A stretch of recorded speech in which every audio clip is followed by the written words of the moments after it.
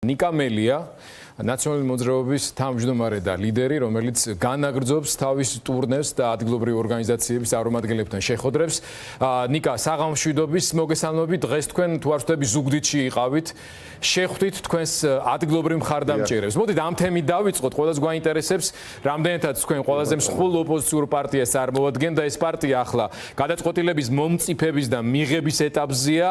როგორია განწყობა ადგილებზე ნაციონალური მოძრაობის წევრების და თუ არსებობს გარკვეული ვადა მომენტი, როდესაც თქვენ საბოლოო გადაწყვეტილებას გამოაცხადებთ პარლამენტში შესვლასთან და ფორმასთან დაკავშირებით გისმენთ.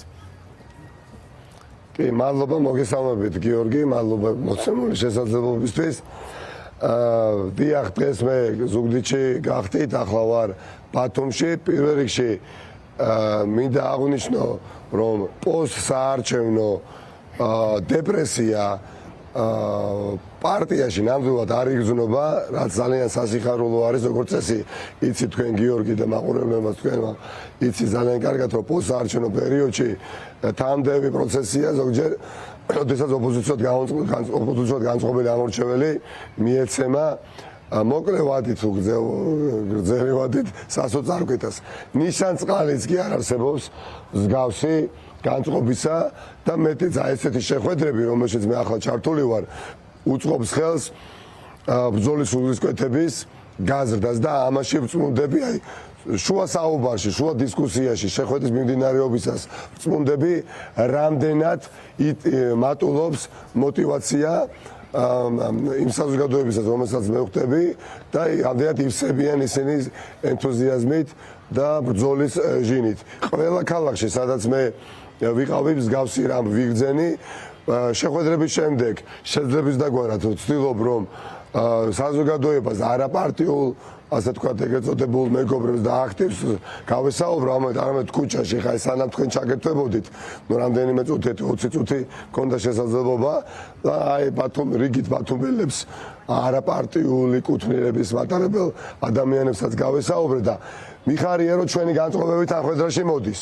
დარწმუნდება ადამიანი მათთან ურთიერთობაში, რომ რეჟიმს არ დარჩა დიდი ხანი ყოფნის მართვის სადავებთან, რომელიც მას მიტაცებული აქვს. რაც შეეხება საკუთრივ იმ კონკრეტულ კითხვას, რომელიც თქვენ მე დამისვით, გადაწყვეტილებასთან მიმართებაში, რომელიც უნდა გამოცხადდეს პოლიტიკური საბჭოს მიერ და კონკრეტულად ჩემს მიერ, თვის ბოლოს, არა უგვიანეს თვის ბოლოსა, რა თქმა უნდა, საბოლოო გადაწყვეტილებას რამდენიმე საკითხის გარშემო ჩვენ საზოგადოებას გავაცნობთ. არა მხოლოდ ნიკა, ამასთან დაკავშირებით ცოტა კიდევ უფრო მეტი კონკრეტიკისკენ მინდა რომ გიბიძგოთ. აი მე ასეთი შთაბეჭდილება განსაკუთრებით ირაკლი კობახიძე და არა მარტო იგი შეგნებულად ცდილობენ პიროვნულად თქვენს აგდებას, ასე ვთქვათ, რომ ნიშნის მოგებით მაგას მაინც ვნახავთ პარლამენტში, მაინც მოაწერს იმას ხელს და ეთანხმება ამნისტიის იმ ვარიანტს, რომელსაც ჩვენ მივიღებთ და ასე შემდეგ, თუ საერთოდ არ შემოვახო ძალიან კარგი, უბრალოდ აქ ვნახავ და ასე შემდეგ. მოკლედ, სხვადასხვა გეჩვენება თუ არა ეს, ასე ვთქვათ, ხელოვნურ პროცესას იმ ხრივ, რომ თქვენზე იმოქმედონ ამ თვალსაზრისით, ემოციურ განწყობაზე იმოქმედონ. თქვენ ესეთი რაღაცა თქვით დღეს, რომ ფესვებიანად სანამ არ მოუგლიჯავთ ამ სისტემასო სასამართლოზე აკეთებდით კომენტარს და ამაზეც მინდა რომ ნაცმოძრაობის პოზიცია მოვისმინოთ, რაც დღეს მოხდა ამასთან დაკავშირებით. აი, მიგაჩნია თუ არა რომ პარლამენტიც ქუჩაც, საერთაშორისო ტრიბუნაც ყველაფერი გამოსაყენებელია იმისთვის, რომ შედეგს მიაღწიო და შედეგი თქვენ ამბობთ, რომ იქნება ის, თუ კი ძირფესვიანად ამ სისტემას ამოგლიჯავთ. კი ბატონო. კი, რა თქმა უნდა, რატომ ღელავს ქართული ოცნება, ოლიგარქი წარმომადგენლობა სხვადასხვა დონეზე, აღმასრულებელ დონეზე, აღმასრულებელ ხელისუფლების დონეზე, საკანონმდებლო დონეზე, იმიტომ რომ მათ ჩვენივად იციან ახლა ჩემი გადაადგილების შესახებ ქალაქიდან ქალაქში, რეგიონიდან რეგიონში და ისიც იციან, ახლობით ეხლა მეტი საქმე აქვს ეხლა სპეცსამსახურებს, თუ რა პოზიცია მაქვს მე, რა პოზიცია აქვს პოლიტიკურ ხელმძღვანელობას ჩვენი პარტიის დაახლოებით მიუხედავად იმისა, რომ ღიად მე ჯერ ეს არ გამიცხადებია, მაგრამ ეს მეტაკებად იკვეთება ალბათ უკვე ნათელია ბევრისთვის და ამაზე ღელავენ, იმიტომ რომ სწორი გადაწყვეტილების მიღებას ვაპირებთ, სწორი პრაგმატული და რაციონალური გადაწყვეტილების მიღებას რომ ვაპირებთ, ამაზე აღელდნენ განსაკუთრებით ბოლო პერიოდში. დღეს ბუნებრივია ბიძინა ივანიშვილი ყველაფერს გაიღებს იმისათვის რომ პარტია ნაციონალურ მოძრაობამ, ანუ ბლოკმა ნაციონალურ მოძრაობამ ძალაერთობაშიამ არასწორი გადაწყვეტილება მიიღოს, რაც გააძლიერებს ქართულ ოცნებას, მაგრამ აგდება რახან თქვენ ახსენეთ გიორგი, მეც მაშინ განმარცობ ამ სიტყვიდან გამომდინარე, თუ რამდენად რისკის ქვეშ რისკის წინაშე დგავარ მე ავარდები თუ არ ავარდები. ჯერჯერობით თუ ვინმე ავარდნილა, თუ ვინმეს არარაციონალური და არაპრაგმატული გადაწყვეტილებები მიუღიეს ქართული ოცნება, იგივე ჩემთან დაპირისპირებაში ყოფნის პროცესში, მხოლოდ 23 ფებრვარი რა დღეს. ამიტომ ფუჭია მათი მცდელობა, რომ ჩვენ მიგვაღებიებენ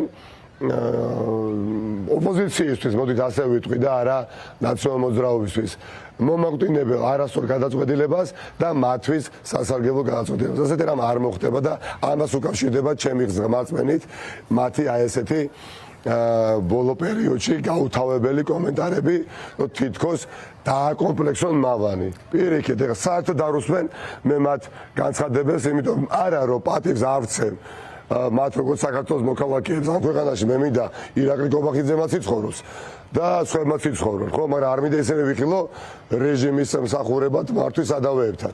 თუმცა როგორც პოლიტიკოსებს ნამდვილად არ უსმენ, უბრალოდ პატივს ვცემ თქვენს ჟურნალისტებს და როდესაც ისინი მე მიახოვდებიან კონკრეტული კითხვებით, იძულებული ვარ რომ პასუხები გავცე.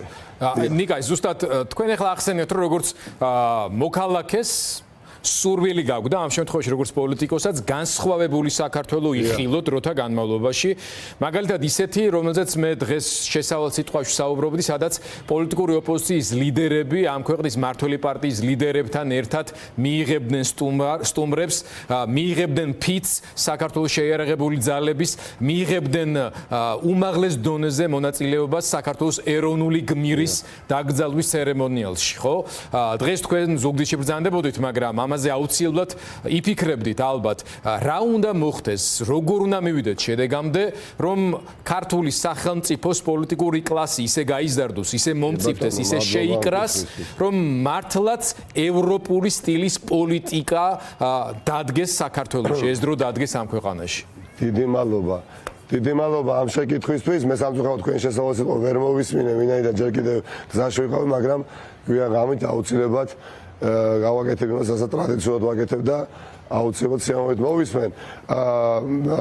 დღევანდელ დღეს ულოცავ თქვენს მაყურებლებს, საქართველოს მოქალაქეებს დამოუკიდებლობის დღეს, ყველაზე მთავარ დღესასწაულს სახელმწიფოში და ულოცავ ჩემთვის ძალიან პატივსაცემ ადამიანის დაბადების დღეს, საქართველოს მერაბ კოსტავას დაბადების დღეს, რაღაცნაირად ეს ადამიანი ჩემთვის მართლაც ასაც ხატია ადამიანი, გაუტეხლობის სიმბოლო, ჩემთვის ნამდვილად არის და რაღაცა ქართველობის განსახიერება და პერსონიფიკაცია გახლავთ და აღარ ვსაუბრობ ის ასე თქვათ უნდაჩვევებზე, იმ ეროვნულ საქმეებზე, რომელსაც იგი სანამ ცოცხალი იყო ახორციელებდა დღენიაერად და ის დღეს ჩვენ საერთაშორისო აღიარებული დამოუკიდებლობა გვაქვს, რა თქმა უნდა, ეს არის ძალიან საამაყო ფაქტი და საამაყო მოვლენა და ამ ადამიანის და არა მხოლოდ მისი ზუსტად დამსახურდიას და ძალიან ბევრი სხვა ადამიანის ქართველების დამსახურება, რომ სისხლის ფასად მოპოვებული დამოუკიდებლობა ჩვენ გვაქვს, მაგრამ ეს არ არის საკმარისი, ეს არის საწყისი ეტაპი იმ პროცესში, რომელშიც ჩვენ ვართ. ახლა ჩვენი თანამედროვე თაობა, რომელიც სახეზე ვართ. რისთვის გვინდოდა ჩვენ, ან რისთვის გვინდა დამოუკიდებლობა, ხომ? სახელმწიფოში. არა მხოლოდ იმისთვის, რომ მაგალითად სახელები გადაგვერქვა, არა, ქალაქებისთვის, ქუჩებისთვის, მაგალითად დღეს სენაკი ყოფილიყო და არაცხაკაია ქონოდა, მაგალითად არ ვიცი, მახარაძე კი არ ქონოდა, არამედ ქონოდა ოზურგეთი, ხო? ამიტომ და ბევრი სხვა, არა ლენინის მოედანი, არამედ თავისუფლების მოედანი. რა თქმა უნდა, ეს მნიშვნელოვანი იყო, მაგრამ ეს არ არის, რბილად რო ვთქვათ, არანაირად საკმარისი. გვინდა რისთვის გვინდა სახელმწიფო დამოუკიდებელი იმისთვის, რომ ცხოვრობდეს ამ ქვეყანაში თვითყოფადი ადამიანები, რომელთაც უფასდებათ თავიანთი შრომა, რომელთაც აქვს სოციალური გარანტიები შრომის შედეგად მიღებული, სადაც არსებობს დამოუკიდებელი მართლმსაჯულება, სადაც სიმართლე არ იჩაგრება, სადაც ტოტალურად კორუფციით არ არის წავაგილი ყველაფერი, დაწყებული ინფრასტრუქტურით, გაგრძელებული თვითმმართველობის დონით და ასე შემდეგ. სადაც ელემენტარულად არის საერთაშორისო აღიარებული სახელმწიფო, მაგრამ ამავე დროს ადამიანები არათუ გარბიან ამ ქვეყნიდან, ამავე ბრუნდებიან. აი ეს ყველაფერი არ გვინდა. ჩვენ გვინდა ვიყოთ დამოუკიდებელი, ოღონდ არა მხოლოდ იმ მხრივ, რომ წელიწადში ერთხელ აღვნიშნოთ 26 მაისს დამოუკიდებლობის დღე და ამით ვიამაყოთ.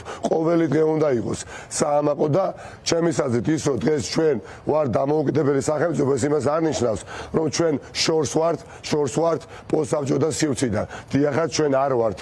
მადლობა ღმერთს, აღარ ვართ საბჭოთა რესპუბლიკა, მაგრამ ეს იმას არ ნიშნავს, რომ ჩვენ ვართ სრულფასოვნად ცივილიზებული სამყაროს წევრი. ეს ასე არ არის.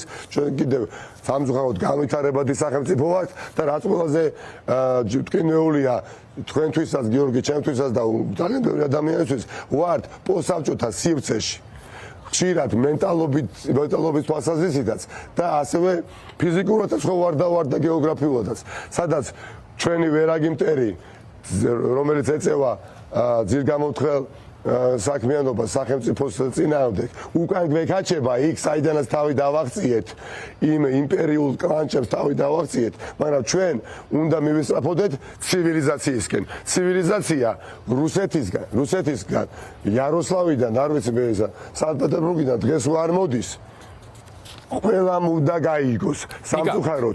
ბოლო კითხვა მინდა რომ არის ნაწილი საზოგადოების ამით ნაწილი საზოგადოების, რომელსაც ელემენტარული ეგზისტენციალური საკითხის გარკვევაში დახმარება სჭირდება. ამიტომ მნიშვნელოვანია, რომ პოლიტიკოსებმა ძალიან მჭიდრო ურთიერთობა დაუყავოთ ამ აი ზუსტად ჩემი ბოლო კითხვა ეხება ზუსტად ამას.